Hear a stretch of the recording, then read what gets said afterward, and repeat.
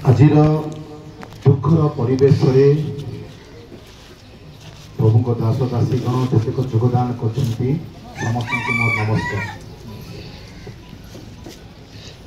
बहुत लंबा विषय अच्छी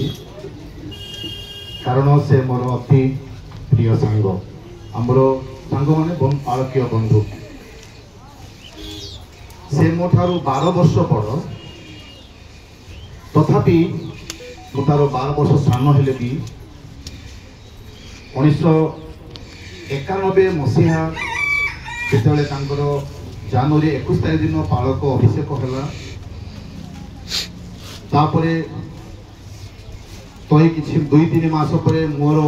पालकीय निर्वाचन है मुझे पाखक आसी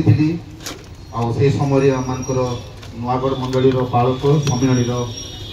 प्रचारक थे सम्मिलनी सह संपादक थे अवसर सहित घर को आसिली घरे बसा उठा कलु राति पुणी गिरजाघर तले काम सरी नाला प्लास्टर भी नाला झरका कबाट भी नाला बड़पदा मंडली गिरजाघर से भितर आम शोलु 2 जन राति बहुत वर्षा झड़ प्रिय प्रभु दास बड़पदा शताब्दी बाप्टिस्ट मंडली पालक सम्मानीय पालक जे कि आउ नाहंती सहित जेहेतु से मोटर सीनियर 5 मास बड़ पालकीय सेवा कार्य बर्तमान 34 वर्ष सरी 35 वर्ष आम पदार्पण करूँ अवश्य आम सभापति ढाला सिंह मंडली पालक से 82 मसीह अभिषेक नहीं किंतु मंडली विशृंखला सकाशु सम्मिलन नथिले पूर्वतन पालक मान सहित प्रिय पालक 18/6/1991 मसीह मत अभिषेक करते 27/6/1991 मसीह आम कटक परमार्थ विद्यालय को जाई पहुँचलु 3 वर्ष धरी श्रृंखलित भाव आमर जगदीश संजीव आउ राजीव छोट छोट थांती से सहित 3 वर्ष आम कटक परमार्थ विद्यालय तालीम शेष कलु।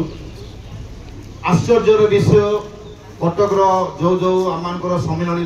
छात्रावास गुड़िक स्कूल अंडर नथिला आमर स्वर्गीय पालक रायगढ़ मंडली पालक नित्यानंद जेना कर्तृत्व निर्मित होता 4टी बड़ बड़ घर गुड़ाक संपादकीय पीरियड समय से घर गुड़ाक आम 2 जन लड़े आम आनीपारू प्रिय प्रभु दास विषय अधिक कहबार बहुत कष्ट अच्छी अनेक थर प्राय 3 थर से सभापति हेले सम्मिलनी 3 थर पर्यंत साधारण संपादक हेले 3 थर पर्यंत सह संपादक हेले सॉरी 5 थर संपादक हेले उपदेष्टा सह कोषाध्यक्ष से संगे प्रार्थना मीटिंग उद्योक्ता जेतले से सभापति मो सह कोषाध्यक्ष अनेक थर अनेक प्रोग्राम रे मते गीत गाइबा से भुवनेश्वर कटक से सुजोग दे सह कोषाध्यक्ष गीत गाइबे सहकोष गीत गाइबे अनेक प्रोग्राम सहित मोर जड़ित थिला से संपादक मो संपादक से सह संपादक से सभापति मो सह कोषाध्यक्ष प्रिय प्रभु दास दासी माने 3 वर्ष तालीम समाप्त पर पुणी आज को बर्तमान 35 वर्ष चालू अच्छी 2 जन से मोर अति प्रिय बंधु प्रिय सांग मोर 12 वर्ष बड़ हेले भी से कहबा मो बड़ पास्टर बाबू बोली कहबे बड़ पदा बड़ सेरंग सान मु कहबी तांको किछि बळने मु सान अच्छी तो 12 वर्ष सान अच्छी किंतु 2 जन आमे एते श्रृंखलित भाव बाड़ापिटा हेउथबो आमे ठेला पेला हेउथबो मात्र हाँ कथा हाँ हेउथबो ना कथा ना हेउथबो